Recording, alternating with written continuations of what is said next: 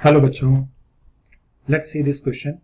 This question says a body of mass capital M tied to a string is lowered at a constant acceleration of g by 4 through a vertical distance h.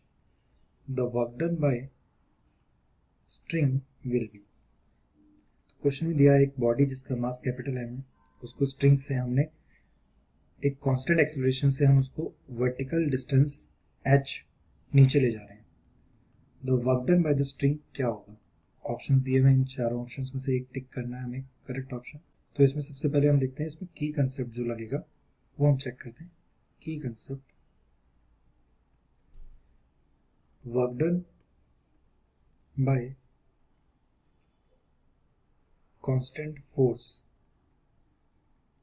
क्योंकि यहाँ पे uniform constant acceleration दिया तो यहाँ पे जो tension आएगा string में वो कांस्टेंट आएगा. Work done by the constant force will be F dot D, where F is the force vector and D is the displacement vector. इसको अगर डॉट प्रोडक्ट से हम इसको ओपन करें तो ये आएगा F D cos theta, where theta is the angle between force vector and displacement vector, right? तो आइए इसको चलो सॉल्व करते हैं. तो इसको सबसे पहले हमने एक थोड़ा डायग्राम बना लेंगे कि ये स्ट्रिंग है, स्ट्रिंग से हमने ये कैपिटल एम मास सस्पेंड किया हुआ है और इसको हम कांस्टेंट एक्सेलरेशन से नीचे ले जा रहे हैं जो कि एक्सेलरेशन है g by 4, राइट. तो हमेशा पता है कि टेंशन जो लगता है बॉडी से दूर की तरफ लगता है, हमेशा ये पुलिंग टाइप नेचर होता है टेंशन का. तो टेंशन लगेगा ऊपर, वेट हमेशा नीचे लगता है mg. और इसके लिए अगर हम FBD देखें तो ये दोनों फोर्सेस ही इसमें आएंगे. अगर न्यूटन्स की सेकंड लॉ लिखते हैं कि सिस्टम पे लगने वाला नेट फोर्स क्या होता है, सिस्टम का मास इनटू एक्सेलरेशन, राइट. तो इस बॉडी पे, इस सिस्टम पे जो हमने इस सिस्टम को माना है ब्लॉक को, ये जो बॉडी है इसको अगर सिस्टम माना है तो इस पे नेट फोर्स क्या होगा, और क्योंकि इसका एक्सेलरेशन नीचे है तो कौन सा फोर्स हमें पॉजिटिव लेना है, mg. जिधर एक्सेलरेशन होता है उधर ही फोर्स ज़्यादा बड़ा होता है, राइट. जिधर बॉडी मूव करती है, एक्सेलरेट करती है, उधर का फोर्स ज़्यादा होता है. इसलिए हम क्या लिखेंगे, mg को पॉजिटिव लिखेंगे. mg minus T equal to mass और एक्सेलरेशन हमें पता है कितना है, g by 4. तो इससे हम देखो टेंशन निकाल पाएंगे. टेंशन का टर्म उधर जाएगा और इधर वाला टर्म g by 4 उधर जाएगा तो ये बन जाएगा 3mg by 4.